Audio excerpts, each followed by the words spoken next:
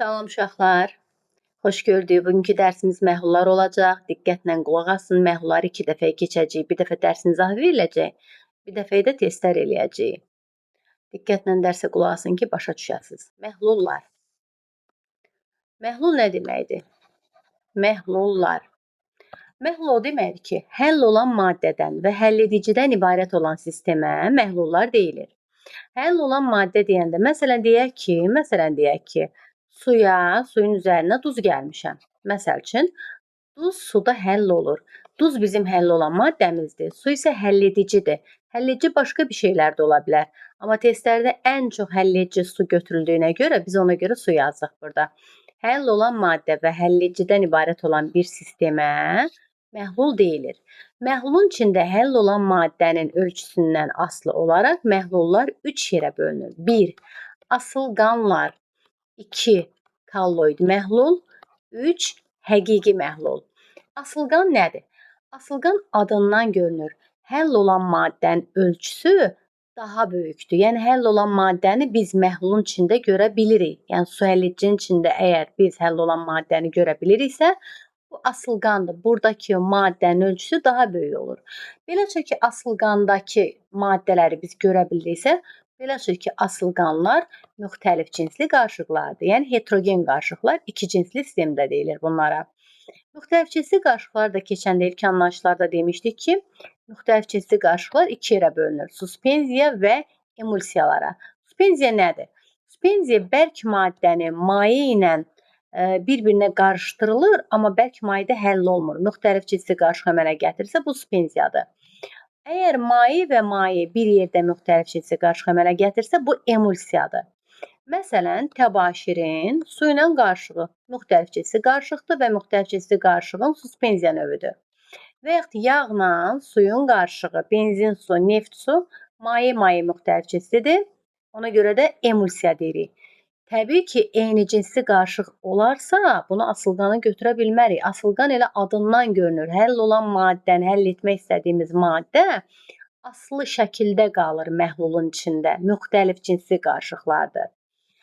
Amma həqiqi məhlul, baxın, adından göründüyü kimi həqiqi şəkildə maddə məhlulun içində tam həll olur. Belə çıxır ki, həqiqi məhlullar eyni cinsli qarışıqlardır. Belə çıxır ki, həqiqi məhlulun içində həll olan maddənin ölçüsü həddindən artıq kiçikdir ki, biz onu görə bilmirik. Həqiqi şəkildə içində həll olub ki, bu eyni cinsli qarışıq və yaxud homogen sistem adlanır. Məsələn, xörək duzunun suda məhlulu, şəkərin suda məhlulu, spirtin suda məhlulu. Bunlar eyni cinsli qarışıq olduğuna görə həqiqi məhlullara aid edilir.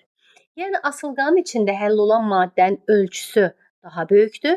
Həqiqi də çox kiçikdir, görünə bilmir.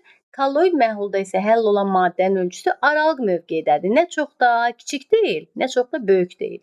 Məsələn, bunlara misal olaraq nişastanın, yəni kraxmalın suda məhlulunu göstərmək olar. Kleyin, yapışqan deyək də, kleyin suda məhlulunu göstərmək olar ki, bu da kolloid məhlullara aiddir. Məhlullar aqreqat halına görə bərk, maye və qaz halında olurlar. Bərk halda olan məhlullara yay günü məni gəlib xəstəlik tutub. Bərk halda olan məhlullara deməli polad, çuqun və metalların qarışıqları aiddir. Maye halda olan, məsələn, spirtin su ilə qarışıq maye halında olan məhluldur. Qaz halında olan məhlula, məsələn, deyə bilərik hava və bir-birində qarışmayan qazlar qarışığına misal göstərmək olar. Sonra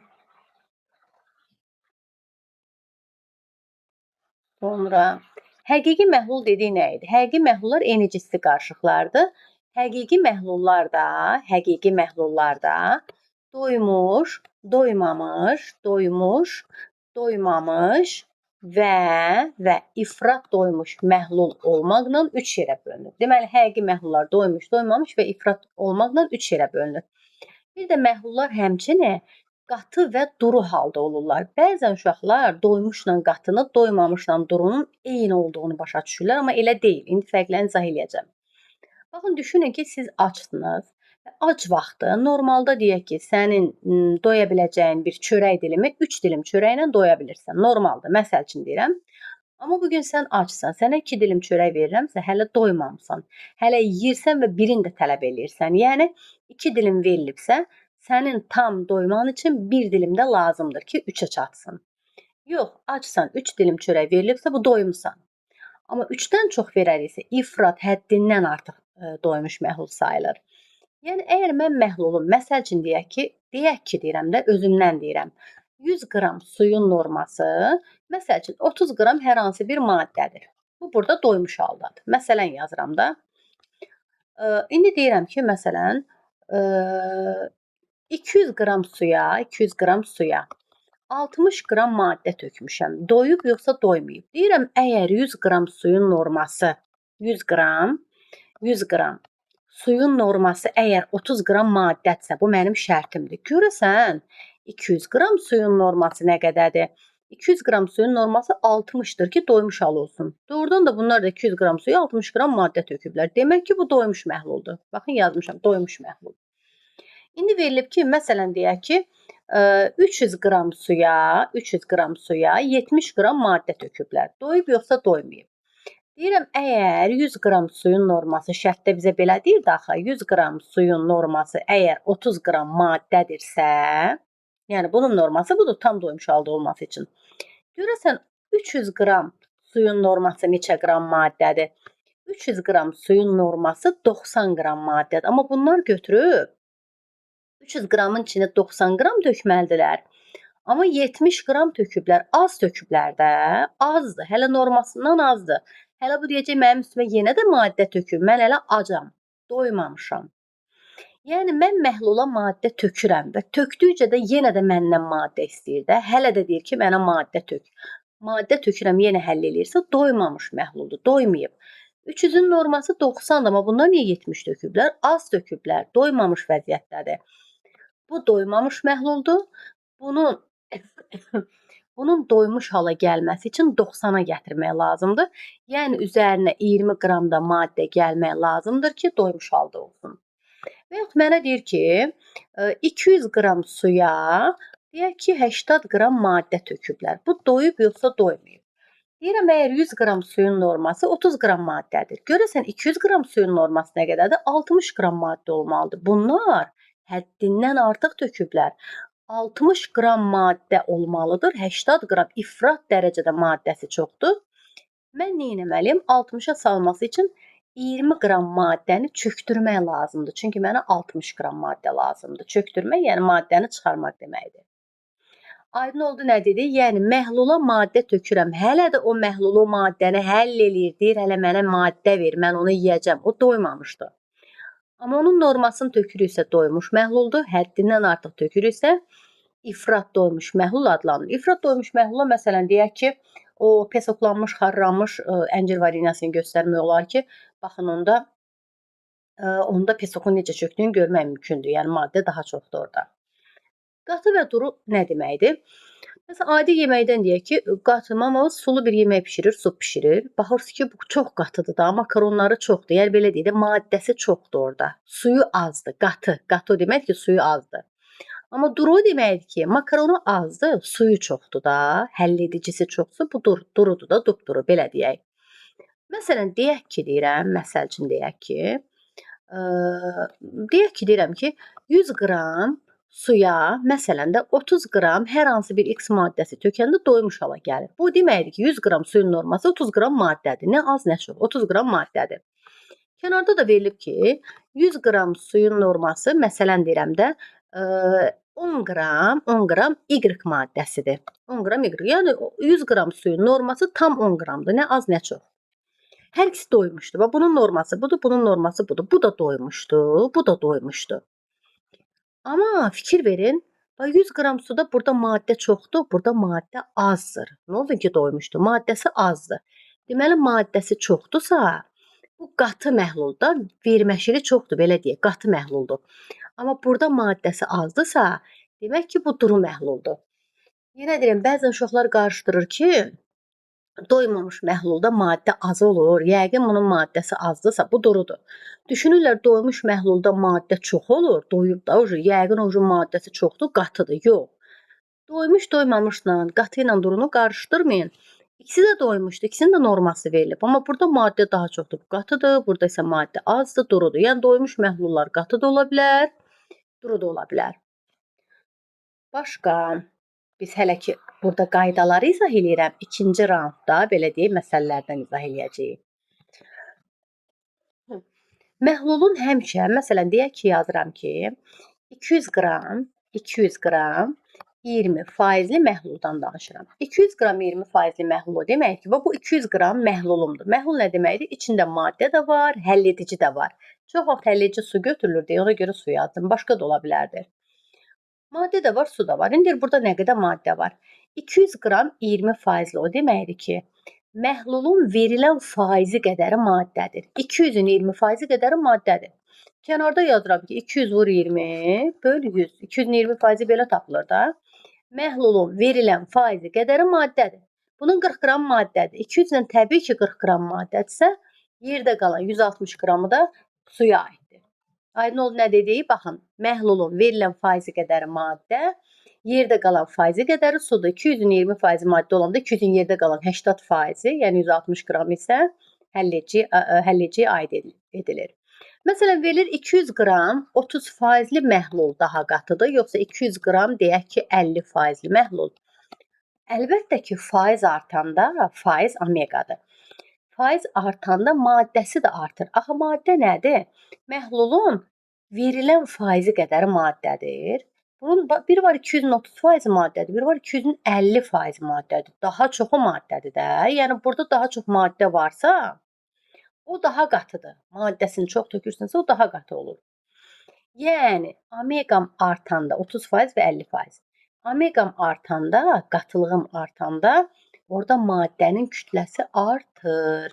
Omega ilə maddənin kütləsi necə mütənasibdir? Düz mütənasibdir. Amma fikir verin, məsələn 200-ün 30%. Burada 60 qram maddədir, 140 qram sudur. İndi 250 faizi. 150 qram maddədir, 150 qram sudur. Fikir verin, faiz artıb, maddə 60 idi, oldu 150, maddəm artdı. Amma su 140 idi, oldu 100, amma həll edicimdə 200-dən 150-ni çıxanda burada eləyir 50. Deməli, baxın, suyum azaldı. Yəni mənim omeqam artır, qatılığım artırsa, maddəm artır. Bəs həlledicim nə olur? Həlledicim azalır. Yəni omega ilə həlledici necə mütənasibdir? Tərs mütənasibdir. Əgər məhlulun üzərinə hər hansı bir maddə gələrəmsə, bu zaman qatılığı artmış olar.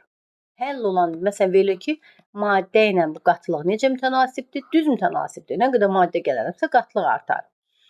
Amma məhlulun üzərinə su gələrəmsə, qatılaşma azalar, duruluq artır. Yəni, qatılıq omega ilə suyun kütləsi necə mütənasibdir? Tərs mütənasibdir. Mənim qatılığım artırsa, demək ki, maddəsi çoxalır da, həll edicisi azalır. Və məhluldan üzr sayın. Və məhluldan duzun yarısı və müəyyən hissəsi çökdürülüb deyirəm. Məhluldan duzun yarısı çökdürülüb. Bunun içində duz var da, birazı çökdürülüb dibə. Bunun içində maddəm az qalmış oldu da. Maddəm az qaldısa, demək ki, qatılığım azaldı. Məhlula maddə gəliləmsə qatılıq artar. Maddə çıxarıramsa, yəni maddə çökdürürəmsə, qatılıq azalar. Bilin ki, maddə çıxaranda, yəni maddəni çökdürəndə qatılıq azalmış olar. Sonra deyilir ki, 20 faizli məhlul daha qatıdır, yoxsa 30 faizli. Biri var 20 faizli, biri var 30 faizli. Məsələn, 100 qram məhluldur. 20 faizli o demək ki, 100-ün 20 faizi maddədir. 30 faizli o demək ki, 100-ün 30 faizi maddədir. Daha çoxu maddədir də. Yəni, bu daha qatıdır da. Bu, bundan durudur. Belə yazaq ki, bu duru məhluldur, amma bu qatı məhluldur. Burada maddə daha çoxdur. Deyir, 20 faizdən 30 faizli məhlul əldə etmək üçün nə iş görmək lazımdır? Deyirəm ki, mən görürəm ki, qatılığı artıb. Qatılığı artıb bu deməkdir. Nə etmək lazımdır? Ya bunun üzərinə maddə gəl ki, qatılaşdır, ya da bundan suyu çıxar ki, suyu çıxaranda bu zaman qatılaşma baş versin. Və ya əksinəsi verirlər. 30 faizlidən 10% almaq istəyirəm. Deyirəm ki, burada daha qatıdır, burada durudur. Mən istəyirəm qatılığı azaldım. Qatılığı azaltmaq, yəni durulaşdırmaq istəyirəmsə ya su gələcəm, ya da ki, maddəni çökdürmək lazımdır. Qatılıqdakı bir var molyar qatılıq, bir də var ki, həll olan maddənin kütlə payı, belə qatılıq desək. Omega ilə işarə edilir və adsız kəmiyyətdir. Yəni adsız kəmiyyət odur ki, məsələn deyirik ki, məhlul neçə faizlidir? Omega ilə işarə edilir, qatılıqdır bu. Məhlul neçə faizlidir? Demirəm ki, məhlulun faizi neçə litrdir, neçə qramdır. Görürsüz, vahid deyilmir. Ona görə deyir ki, bu da bu adsız kəmiyyətdir. Omega kütlə payı da adsız kəmiyyətdir. İndi bizə deyilir ki, məsələn, duz məhluludur. Bu verilir ki, duz məhluludur, şəkər məhluludur, fərqi yox, H3PO4 məhluludur. Deyək ki, yazıram ki, duz məhlulu. Duz məhlulu deməkdir ki, duzla suyun qarşılığı bir yerdə. Bir də var verilib ki, amonyak məhluludur. Yəni qazın suda məhlulu deyir də. Yəni amonyakla suyun qarşılığı. Amonyak deməsin, karbon qazının suda məhlulu. H fluorun, H xlor, H brom, H yod, yəni qazın suda məhluludur. Bu qazın suda məhluludur. Bu bərk maddənin suda məhluludur. Bizə deyir ki, məsələn biz buna temperatur versək, hansının da qatılığı artar, hansının da qatılığı azalar və yaxud ilk anda çıxıb gedən nədir qabda? Duzun suda məhlul, duzlu suyu mən qızdırsam, nə baş verər? Əlbəttə ki, buradan su çıxıb gedər. Su çıxıb getdisə, qabda nəyim qaldı? Duzum qaldı. Təkcənə duzum qaldı.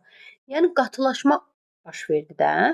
Bərk maddələrin suda məhlulunu qızdıranda bu zaman su çıxıb gedir və maddə qabda qalır. Maddə qabda qalırsa, qatılıq artır. Amma qazın suda məhlulunu qızdırsam, qaz daha aşağı temperaturda qaynayır. Qazın suda məhlulunu qızdırsam, bu zaman maddəm amonyak qazıdır da suda həll edir. Bu zaman qaz uçub gedir. Amonyak uçdu getdi. Qabda amonyak qalmadı. Qabda nə qaldı? Su qaldı. Qabda maddə qalmadı. Qabda yalnız su qaldı. Yəni qatılıq azalır, duruluq artır. Durulaşma getdi də. Burada qatılıq azalır. Demək ki, qazların suda məhlulunu qızdırsaq, bu zaman qabda maddə gedir, yəni qaz gedir. Yəni qatılıq azalır. Amma suda həll olan bərk maddələrin məhlulunu qızdırsaq, bu zaman su çıxıb gedir, qabda isə maddə qalır. Yəni qatılıq artmış olur.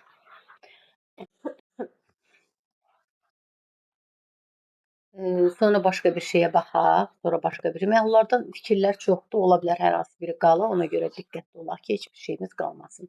Hələ ki birinci qaydalarla məşğul olaq, sonra məsələlərə keçərik. Məsələn, sonra bizə deyir ki, bir də əsas məsələ düsturlara gəlin keçək. Həll olma əmsalından da danışaq. Həll olma əmsalı nədir? Həll olma əmsalı KH ilə ifadə edilir. KH bərabərdir M maddə böl M həlledici vur 1000 düsturundan istifadə edilir. Ümumiyyətcə gəlin bir dənə düsturlardan yazaq ki, həll olan maddənin kütlə payı necə tapılır? Omega ilə hesablanır. İlk anlayışda da keçmişdik. Həll olan maddənin kütlə payını tapmaq üçün riyaziyyatdır da. Həll olan maddənin kütləsini ümumi məhlulun kütləsinə bölüb 100-ə vurmaq lazımdır. Omega bərabər M maddə böl M məhlul vur 100 düsturu var. Diqqətlə qulaq asın. Məhlul ola bilər, yoxdur. Nə edəcəm? Omega bərabərdir M maddə bölək M məhlulun yerində məhlul nə deməkdir? Maddə ilə həll edicinin cəmi bir yerdə məhluldur. Vur 100-dən istifadə edilir. Sonra məhluldan su buxarlananda və məhlulun üzərinə su gələn zaman, bu zaman M1 omega 1 və M1 omega 1 bərabərdir M2 omega 2 düsturundan istifadə edilir. Belə bir düstur da var. M1 omega 1 üstəgəl bir neçə məhlul qarışdırılır. M2 omega 2 bərabərdir. Omega 3 mü deyək, omega son mu deyək? Deyək ki, omega 3. Buradakı kütlə M1 və M2. İki kütlənin bir yerdə cəminə bərabər. Bu düsturlara uyğun məsələlər işləyəcəyik. Omega bərabərdir maddə böl məhlul. Belə məhlul deməkdir. Vur 100. Su buxarlananda və ya su əlavə edəndə M1 omega 1 bərabərdir M2 omega 2. M1 omega 1 müxtəlif məhlullar qarışdırılanda üstəgəl M2 omega 2 bərabərdir omega 3 M1 üstəgəl M2. Bəzən xaç üsulundan istifadə edirlər. Omega 1, omega 2, olsun omega 3. Burada yazacağım ki, omega 3 çıx omega 1. Bax, məsəl üçün, və yaxud omega 1 çıx omega 3, belə yazar. Omega 1 çıx omega 3. Bu tərəfdə bu omega 3 çıx omega 2. Yəni, bu var ha, bu ortada qalan. Bunun birindən kiçikdir, bunun birindən böyüdür. Mən də təbii ki, bundan kiçikdirsə, bu böyüdür də, belə çıxır ki, bundan bunu çıxaram. Deməli, bu bundan kiçikdirsə, bu bundan böyük olacaq. Onu böyükdən kiçik çıxarıq. Yəni, indi bunu məsələ həllində izah edib göstərəcəm. KH nədir? KH bərabərdir M maddə böl M həlledici vur 1000-dən hesablanır. Bunun mənası nə deməkdir? Vahidi qram böl litrdir. Mənası deməkdir ki, 1 litr, yəni 1000 millilitr həlledicidə, məsələn suda, ən çox testlərdə sudan düşür, ona görə sudan danışaq. 1 litr, yəni 1000 millilitr suda həll olan maddənin kütləsini qramlarla ifadə edən kəmiyyət həll olma əmsalı adlanır. Məsələn, KH bərabərdir 500 qram böl litr nə deməkdir? O deməkdir ki, 1 litr, yəni 1000 millilitr suda həlledicidə 500 qram maddə həll olub deməkdir. Yəni KH 500-də bunun məhlulu nə qədərdir? Bu deməkdir ki, 1000 millilitr suda 500 qram maddə həll olub. Məhlul nə deməkdir? Maddə ilə suyun cəmi bir yerdə. Yəni bu deməkdir ki, 1500 millilitr məhlulda 500 qram maddə həll olub anlamına gəlir. Cümləni bir də deyirəm.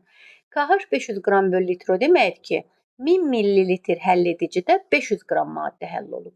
Bəs məhlulun kütləsi nə qədərdir? Məhlulun kütləsi 1500-dür. İçində də 500 qramı da maddəymiş. Vahid də dediyimiz kimi qram böl litrlə ifadə edilir. Maddələrin həll olması müxtəlif cürdür. Elə maddə var yaxşı həll olur, elə maddə var pis həll olur. Məsələn deyək ki, suda həll olan, belə üstəgəl qoyuram. Suda həll olan bərk maddələrin həll olmasını necə artırmaq olar? Düşünək ki, suda həll olan bir bərk maddədir. Şəkər tozu məsələn, xörək tozu. Bunu mən soyuq suda həll eləsəm daha yaxşı həll olar, yoxsa isti suda desək, əlbəttə deyərsiniz ki, isti suda daha yaxşı həll olur. Yəni belə çıxırmı ki, həll olma əmsalı temperaturdan, bərk maddələrdən danışıram.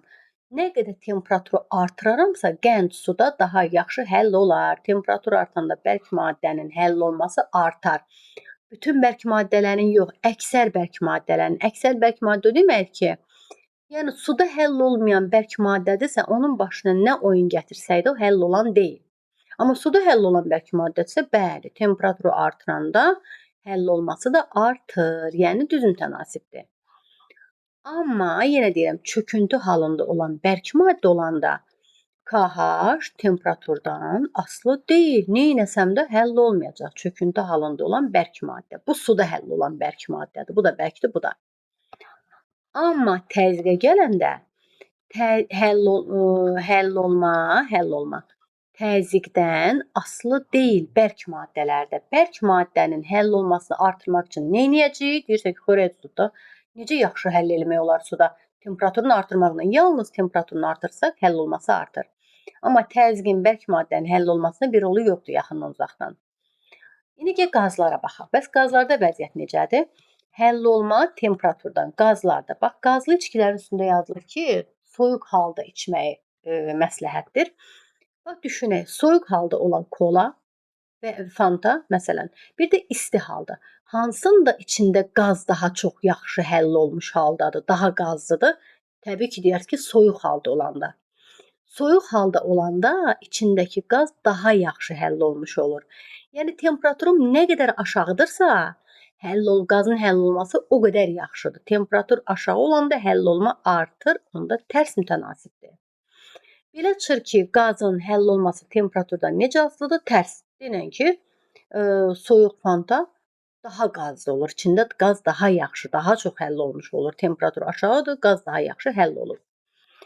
Təzyiq məsələsinə baxan qazlarda təzyiqlə həll olmanı gərək belə yazardım. Bu da təzyiq necə mütənasibdir? Burada düz mütənasib. Səbəb nədir? Bax, düşünək ki, qazlı suyu biz çarxalayarıqsa, məsələn, şampanı nə qədər çox çarxalasaq, içində qaz daha yaxşı həll olmuş şəkildə olur və qaz yüksək təzyiqlə də qapağı elə bil ki, vurub açır, belə deyək də, biraz boşaldan kimi həmin dəqiqə çıxır. Onu demək istəyirəm ki, nə qədər təzyiq verərəmsə, qaz daha yaxşı həll olaraq üzə çıxacaq.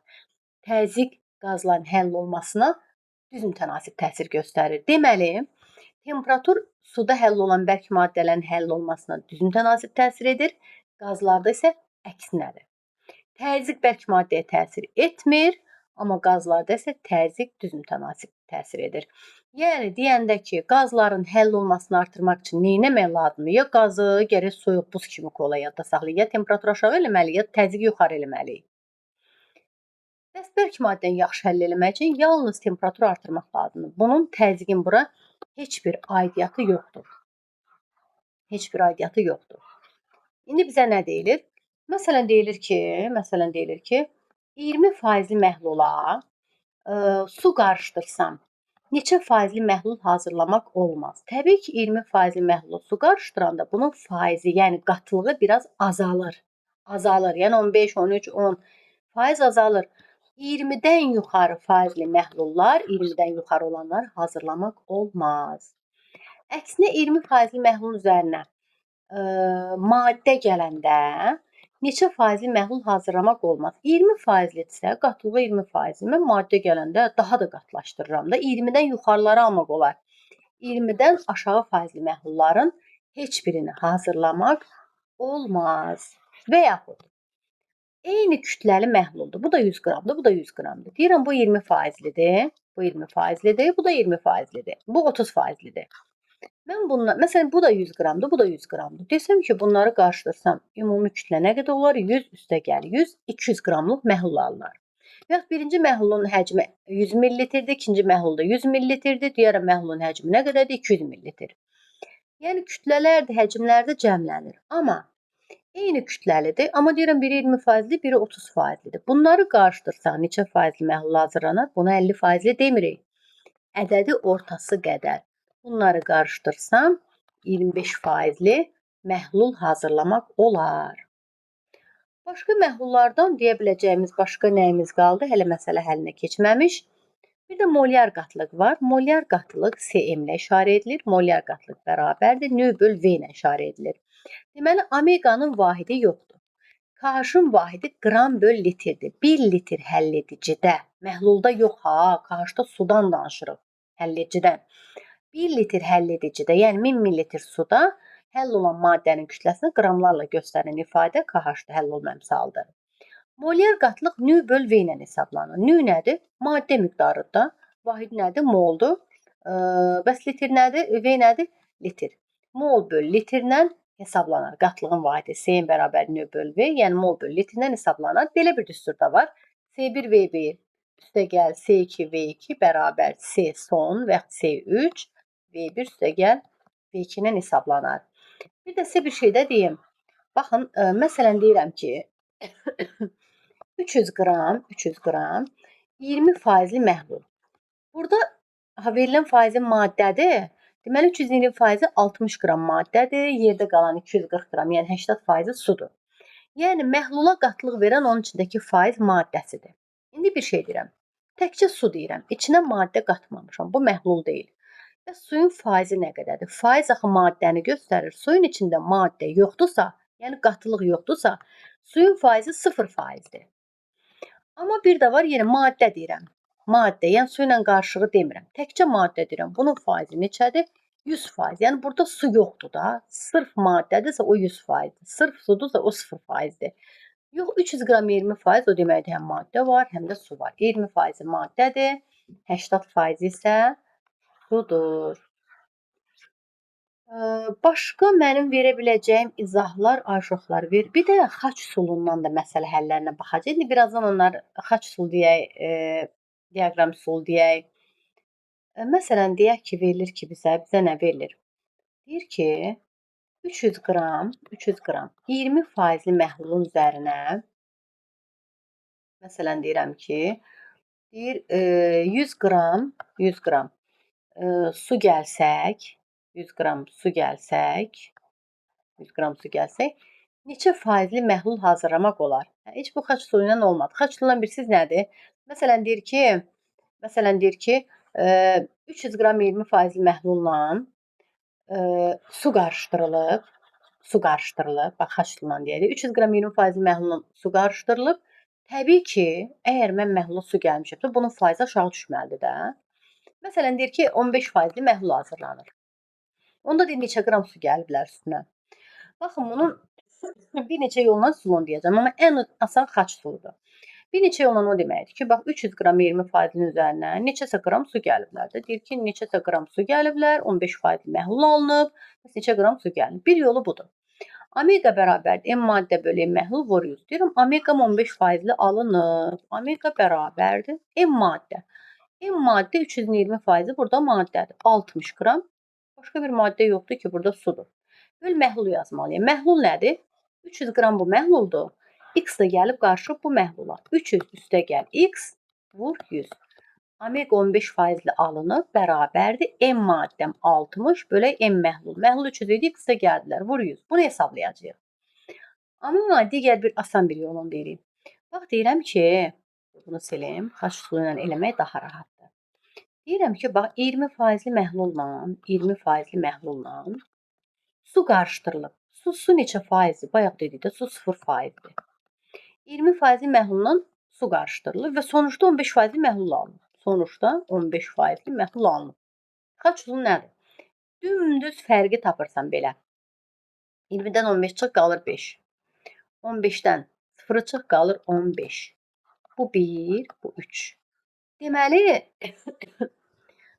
bu 20 məsələn 0 faizlidən 1 x qədər götürülübsə 1 həcm. 20 faizlidən 3 həcm qədər götürülüb. Mən də deyirəm 20 faizlidən 300 qram götürülüb. 300 qram bundan götürülüb. Elə deyil?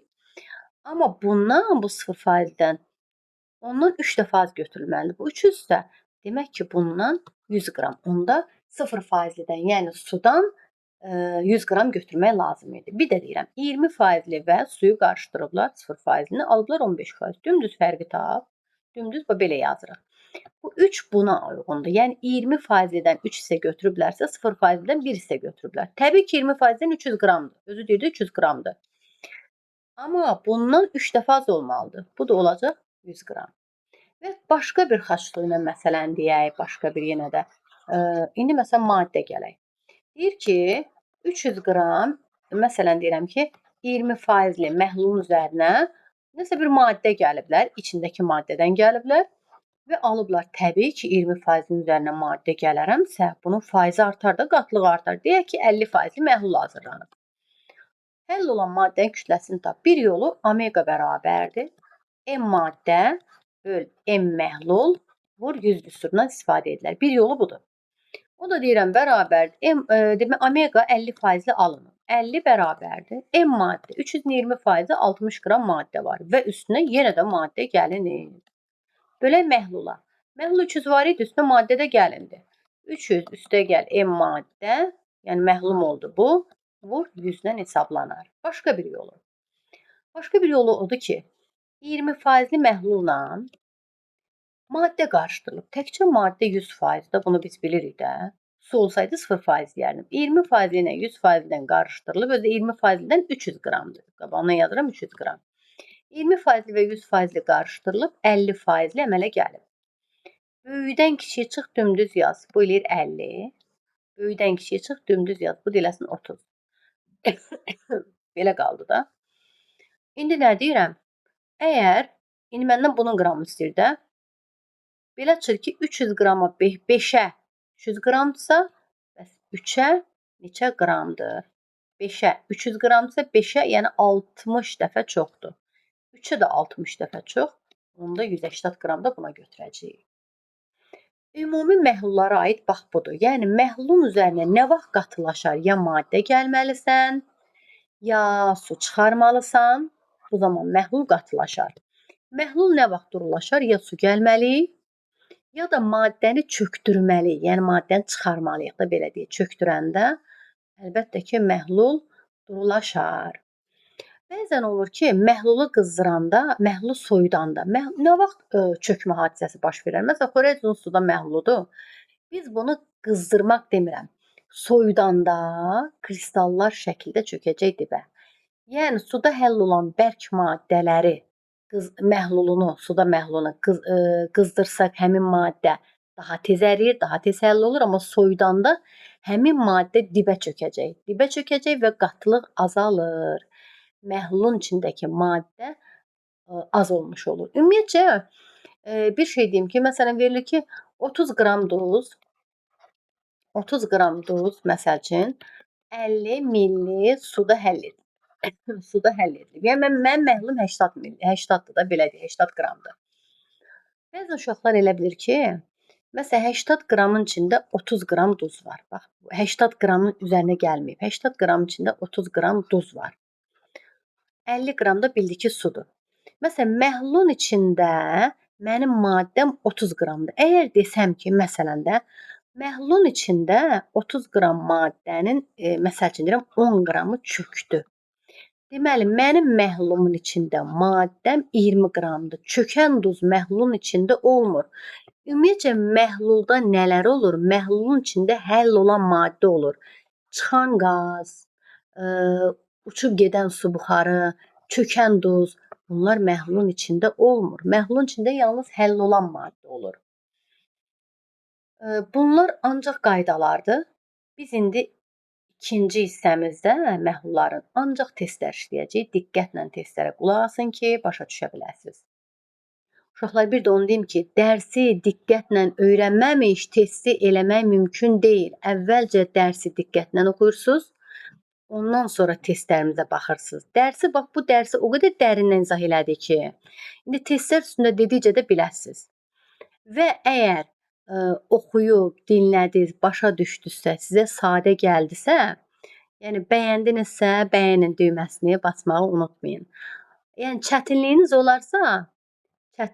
olarsa, ya hazırlıq vaxtı dərsi soruşun məndən, ya burada direktə yaza bilərsiniz.